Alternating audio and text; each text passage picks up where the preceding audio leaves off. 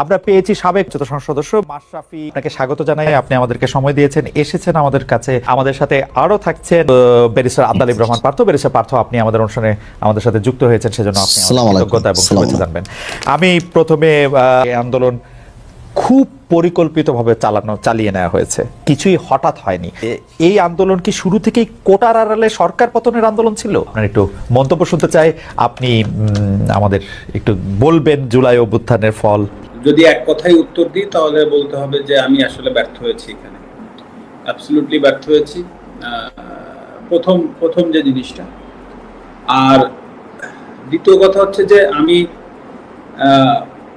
কথা যদি বলতে হতো, ধরেন আমি যদি কথা বলতাম, অবশ্যই যৌক্তিক কোটা সংস্কার নিয়ে যে আলোচনা হচ্ছিল শুরুতে, সবাই যখন চেয়েছিল যে আমি কথা বলি, তখন যৌক্তিকভাবে কোটা সংস্কার হবে সেটা, বা কোটা সংস্কার হতে যাচ্ছে এটা পরিষ্কারভাবে বোঝা যাচ্ছিল, বা আমার কাছে মনে হচ্ছিল যে কোটা সংস্কার হয়তো বা হবে।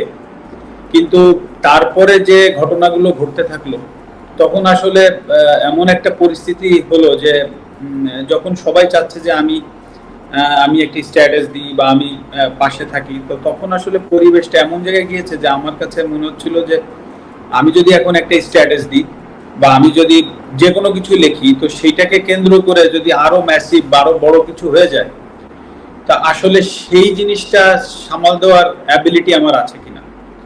তো সবকিছু মিলিয়ে আসলে ঘটনাগুলো এত দ্রুত ঘটেছে, তো আমার পক্ষে সম্ভব হয়নি, তবে আমি চেষ্টা করিনি সেটা না। এবং আরেকটি বিষয় যে আমি যদি কথা মানে আমি যদি স্ট্যাটাসের ভিতরে সীমাবদ্ধ থাকতে চাইনি, এটা সত্যি কথা। মানে আমি চেয়েছিলাম স্টুডেন্টদের সাথে কথা বলতে, বা আমি চেয়েছিলাম যে তাদের সাথে আলোচনার মাধ্যমে কিছু করা যায় কিনা। হ্যাঁ, কারণ আমি যদি একটা স্ট্যাটাস দিতাম, তাতে করে যা কিছু ঘটেছে, যা কিছু হয়েছে,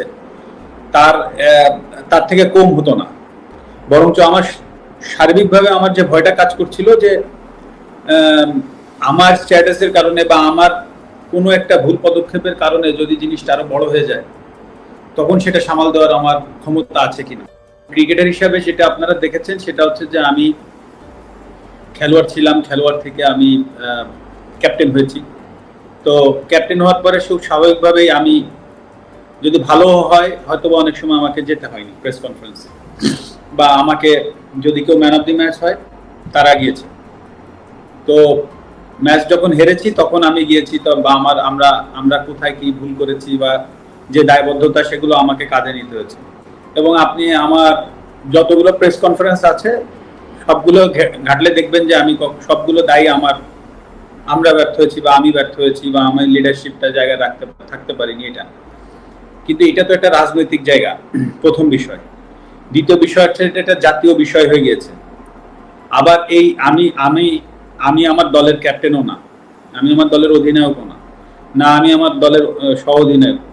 আমি এইমাত্র রাজনীতিটা শুরু করেছি। তো আমাকে আইদার উপদেষ্টা মণ্ডলীতে থাকতে হবে হয়তো, বা আমাকে ওই দায়িত্বটা পাইতে হবে যে আমি যে কথা বলবো, বা সেরকম সুযোগ না পাইলে তো আসলে আমার কথা বলার সুযোগ থাকে না। তো এখানে হুট করেই আমি একটা জায়গায় চলে গেলাম, একটা দায়িত্ব নিয়ে কথা বললাম, সেইখান থেকে একটা বড় ঘটনা আবার ঘটে গেল, তখন সেই দায়ভার আমার কাঁধে আসলো। তো এই সব বিষয়বস্তু কিন্তু আছে, যে আমি এখন সবকিছু মিলিয়ে যে আমি চেষ্টা করিনি সেই কথা না, আমি চেষ্টা করেছি, আমার সাধ্যমতো চেষ্টা করেছি, হয়তো আমার সুযোগটা আসেনি। আর সর্বোপরি এখানে তো আমি কারো দোষ দিব না বা দোষ দিতে যাচ্ছিও না। খেলোয়াড় জায়গা থেকে যে আমি ব্যর্থ হয়েছি সেটা আমি প্রথমে অ্যাকসেপ্ট করেছি, এখনো করছি। তবে আমি চেষ্টা করিনি, সেই জায়গাটা একেবারেই বলবো না যে আমি চেষ্টা করিনি, আমি হয়তো বা পারিনি। আমি নড়াইলের মানুষকে, যারা আমাকে সংসদে পাঠিয়েছে, আমি কালকে তাদেরকে কি প্রশ্নের উত্তর দিতাম যে আমরা আপনাকে অনেক আশা করে এখানে পাঠিয়েছিলাম যে নড়াইলকে আপনি একটা জায়গায় পৌঁছে দিবেন, আমি তাদেরকে কি প্রশ্নের উত্তর দিতাম? সবকিছু স্বাভাবিক হতো। তো আমার জায়গা থেকে আসলে যে জিনিসটা করার দরকার ছিল, যেটা আমার কাছে সবসময় মনে হয়েছে পুরো আন্দোলনের ভেতরে, ওইখান থেকে দাঁড়িয়ে আমার কাছে মনে হয়েছে একটা স্ট্যাটাস দিলে সবকিছু সমাধান হয়ে যেত, সেটা না, আমি আরো বড় পরিসরে কিছু করতে পারতাম কিনা, এবং সেটা স্টুডেন্টদের কাছে যে তারা হয়তো বা নাও আসতে পারতো, সেটা তাদের ব্যাপার ছিল। কিন্তু আমার হয়তো বা ওই খারাপ লাগাটা থাকতো না যে না আমি চেষ্টা করিনি বা চেষ্টা করে পারিনি, সেই জায়গাটা হয়তো আমার থাকতো না।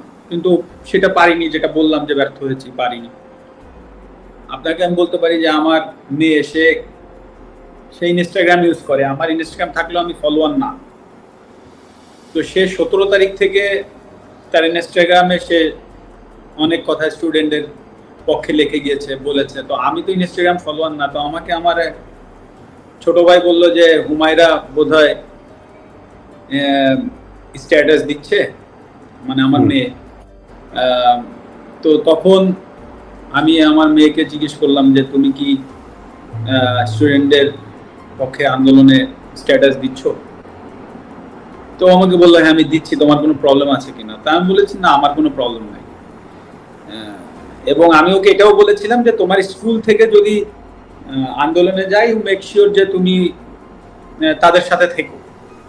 মানে এই কথাটা বলার কারণ ছিল এটাই যে আসলে তার কাছে যেন কখনো মনে না হয় যে আমার পদের জন্য বা আমার চেয়ারের জন্য আমি তাকে ওখানে আটকায় রাখছি। এই জিনিসটা যেন কখনো তার মনে না হয়। এবং এত ঘটনার ভেতর দিয়ে অন্তত ওইটুক জায়গায় আমার অবস্থান আছে আমার মেয়ের কাছে যে না, আমার বাবা আমাকে আটকায়নি। আর একটা কথা বলি এর ভেতরে অল্প একটু, যেটা হচ্ছে আজকে কোটা আন্দোলনের যে স্টুডেন্টরা আছে বা যে সমন্বয়কের ভেতরে একজন ক্রীড়া মন্ত্রণালয়ের উপদেষ্টা মহোদয় জনাব আসিফ সাহেব যিনি হয়েছেন, আপনি দেখবেন উনি কিন্তু খেলাধুলা নিয়ে এখন থেকে উনি কাজ করবেন, বাংলাদেশের সার্বিক খেলাধুলার বিষয়গুলো নিয়ে কাজ করবেন। এখন যদি আল্লাহ না করুক কালকে একটা প্রবলেম হয়, আল্লাহ না করুক যদি কোনো একটা খেলাধুলায় কোনো জায়গায় প্রবলেম হয়, উনি কিন্তু প্রধান উপদেষ্টা মহোদয় ডক্টর ইউনূস স্যারের কাছে যাবেন, বা সিনিয়র উপদেষ্টা মহোদয় যারা আছেন উনাদের সাথে আলোচনা করে এসেই কিন্তু উনাকে স্টেটমেন্ট দিতে হবে। It's very simple. কারণ উনি একটা দায়িত্বশীল জায়গায় আছেন। তো হুট করেই একটা সমস্যার সমাধান উনি একা কিন্তু এসে এই আপনাদের সামনে মানে প্রেসের সামনে হুট করে বলে ফেলতে পারবে না। তো দায়িত্বশীল জায়গাগুলো কিন্তু অনেক কিছু চিন্তা করে কথা বলতে হয়। তো সেই জায়গা থেকে সেই জায়গাটাই কিন্তু আমি ছিলাম। হ্যাঁ, আপনি আমাকে খেলোয়াড় মাশরাফি বলছেন, আমি সেভাবে উত্তর দিচ্ছি, কিন্তু এট দ্য সেম টাইমে কিন্তু আমি একটা দায়িত্বশীল চেয়ারে বসেছিলাম। তো হুট করেই আমি কিন্তু ফ্রন্টে এসে একটা কথা বলে দিলাম, আর তাই নিয়ে একটা বিশাল আরো বড় কিছু হয়ে গেল।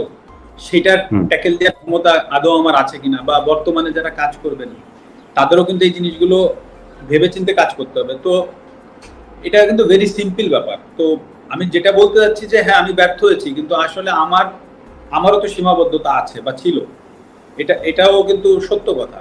কিন্তু সেটাকে যে আমি এক্সকিউজ হিসেবে দাঁড় করাচ্ছি সেটা না, কারণ মানুষের দাবি ছিল, কারণ প্রথমত আমি একজন খেলোয়াড়, তারপরে আমি সংসদ সদস্য।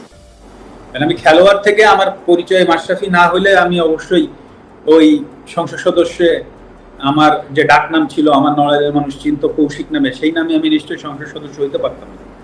তো খেলোয়াড় মাশরাফির জায়গায় যে আমি ব্যর্থ হয়েছি সেটা কিন্তু আমি একবারও বলছি না। বাট আপনি এট দ্য সেম টাইমে ভাবেন যে আমি একটা সংসদ সদস্য ছিলাম একজন, সেই পজিশন থেকে হুট করে আমি একটা মন্তব্য করার থেকে বরঞ্চ আমি ওইখানে যে সমাধানের চেষ্টা করাটা আমার জন্য আরো ইজি হইতো, বা আমি সেটাই চেষ্টা করেছি, সেটা হয়তো আমি পারিনি। সেটাই আমার ব্যর্থতা।